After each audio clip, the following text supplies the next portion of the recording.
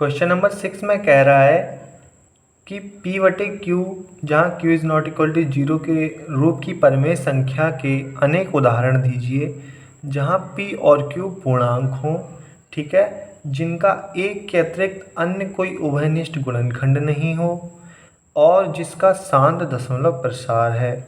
क्या आप यह अनुमान लगा सकते हैं कि Q को कौन सा गुण अवश्य संतुष्ट करना चाहिए? देखिए, पहले क्वेश्चन को समझ लीजिए। क्वेश्चन को देख के डरिए मत, बहुत ही सिंपल सा क्वेश्चन है। यहाँ पे इन्होंने 3 शर्तें दे रखी हैं। देखिए, जहाँ हमें ऐसी संख्या ज्ञात करनी है P बटे Q के रूप में जहाँ P और Q पूर्णांक हों और उन दोनों का अंश बटे हर का एक के अतिरिक्त अन्य कोई उभयनिष्ठ गुणनखंड भी ना हो, ठीक है, और जिसका शांत दशमलव प्रसार भी हो। फिर इन्होंने हमसे पूछा है, क्या आप यह अनुमान लगा सकते हैं कि Q को कौन सा गुण अवश्य संतुष्ट करना चाहिए? तो चलिए पहले हम कुछ संख्याओं के उदाहरण ले लेते हैं जैसा इन्होंने कहा है। तो हम पहला उदाहरण लेंगे 2/5, ठीक है। अब देखिए, जब हम इसको डिवाइड करेंगे 5 से 2 को तो 0.05 तो हमें क्या मिलेगा 0.4, ठीक है। अभी हम थोड़े और डिवाइड कर लेते हैं। हम दूसरा यहाँ पे ले लेते हैं 3/7, ठीक है। तो देखिए ये हमारा क्या मिलेगा 0.07 चौक 28, ठीक है ना। 7 चौक 28 कितना बचा यहाँ पे 2, ठीक है। 0.0 7 दूना 14, 6 बचा 0.0 7 8 56, ठीक है। 4 बचा 0.0 7 5 35, 5 बचा 0.0 लगा लेंगे 7 7 जा 49, 1 बचा 0.0 लगा लेंगे 7 1 जा 7, 3 बचा। अब देखिए यहाँ भी 3 था, यहाँ भी 3। अब हम इसको आगे सॉल्व करते जाएंगे तो यही आता जाएगा, यही वाली क्रिया, और इसकी पुनरावृत्ति होती जाएगी। तो कहने का मतलब इसका जो दशमलव रूप है वो कैसा होगा 0.428571 बार के रूप का होगा, ठीक है। एक और उदाहरण हम लेते हैं यहाँ पे, एक और हम उदाहरण ले लेते हैं 9/2, ठीक है। अब देखो यहाँ पे 2 से हम 9 को डिवाइड करेंगे तो 2 चौक 8, 1 बचा 0.0, 2 पचे 10, यहाँ पे क्या आ जाएगा हमारा 4.5, ठीक है ना। ये 3 उदाहरण हमने ले लिए हैं। एक और उदाहरण हम यहाँ पे ले लेते हैं जिसमें हम 9/100, ठीक है। मैंने यहाँ पे 4 तरह के उदाहरण लिए हैं आपको समझाने के लिए, ये चारों उदाहरण अलग अलग, ठीक है।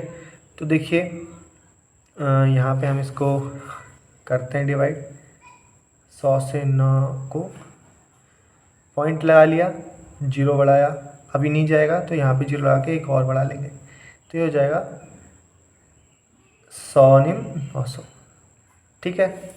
अब देखिए यहाँ पे क्या आ जाएगा हमारा 0.09। अब आप एक बात ध्यान दीजिए, इसका दशमलव प्रसार शांत है, ठीक है। पहली चीज़ हम इनकी सारी शर्तों को फॉलो कर लेते हैं। P बटे Q के रूप की परिमेय संख्या को लिखो जहाँ Q is not equal to 0 है। देखो कहीं भी Q is not equal to 0 नहीं है, ठीक है। ये सभी परिमेय संख्याएं भी हैं। अब कह रहे हैं जहाँ P और Q पूर्णांक हो, P और Q पूर्णांक भी हैं, ठीक है, चारों जगह। अब इनकी तीसरी जो है क्या कहते हैं, तीसरी शर्त कि जिनका एक के अतिरिक्त अन्य कोई उभयनिष्ठ गुणनखंड भी ना हो। देखो भाई 2/5 में 2 के गुणनखंड 1 × 2 है और 5 का 1 × 5 है, ठीक है। तो एक के अतिरिक्त और कोई नहीं है। 3/7 में भी ऐसे ही है, 9/2 में भी ऐसे ही है। 9/100 में हम एक बार चेक कर लेते हैं। देखो 100 के गुणनखंड 250, ठीक है, 225, ठीक है, 5 × 25, 5 × 5, ठीक है।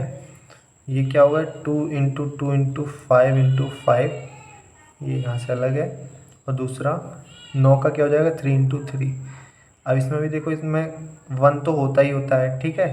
तो इसमें भी 1 के अतिरिक्त और कोई अवनिष्ठ गुणनखंड नहीं है चारों में, ठीक है। तो इनकी हमने ये शर्त भी फॉलो कर दी। और जिनका शांत दशमलव प्रसार है, ठीक है, तो देखिए ये भी शांत दशमलव है, ठीक है, लेकिन ये अशांत है, अशांत आवृत्ति है, ठीक है भाई। और ये क्या है हमारा शांत दशमलव है, ठीक है ना। और ये भी हमारा शांत दशमलव है। ये तो आप समझ ही गए होंगे इतनी देर से एक्सरसाइज कर रहे हैं, ठीक है ना। तो देखिए ये जो एग्जाम्पल है ये मैंने यहाँ पे गलती से नहीं लिखा, इसको जानबूझ के आपको समझाने के लिए लिखा। इन्होंने कहा कि और जिसका शांत दशमलव प्रसार है, तो देखिए इसका शांत है, ठीक है, इसका शांत नहीं है, इसका शांत है और इसका शांत है। अब ये कह रहे हैं कि क्या आप अनुमान लगा सकते हैं कि Q को कौन सा गुण अवश्य संतुष्ट करना चाहिए।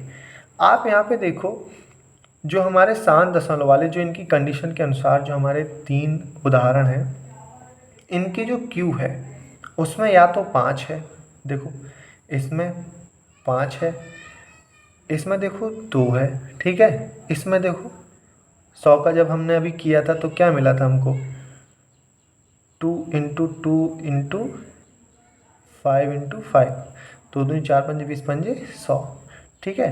तो या तो 2 है या 5 है, ठीक है ना। तो कहने का मतलब है प्रश्न की सभी शर्तानुसार हम यह अनुमान लगा सकते हैं कि Q के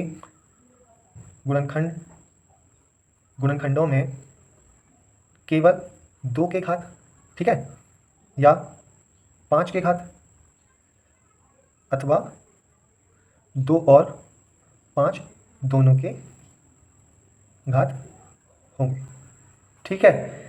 हमारा यही आंसर हो जाएगा। अभी आपको समझाने के लिए मैं बता दूं, क्या हमने बताया Q के गुणनखंडों में 2 आएगा, 2 के घात जैसे ये 2 है, ठीक है, और 5 के घात ये है, ठीक है, 2 और 5 दोनों के घात होंगे। ये घात से आप समझ रहे हैं ना, क्योंकि ज़रूरी तो नहीं है कि एक ही अंक आएगा 2, ऐसे भी तो आ सकता है ना। तो इसको आप क्या कर दोगे 2 स्क्वायर नहीं कर दोगे तो ये 2 की घात हो जाएगी, है कि नहीं। तो इसीलिए यहाँ लिखा है 2 के घात, और यहाँ पे देखो इंटू 5 की घात है 2, है ना। तो ये इसी वजह से यहाँ पे लिख दिया, या तो 2 के घात या तो 5 के घात अथवा 2 और 5 दोनों के घात होंगे, ठीक है ना।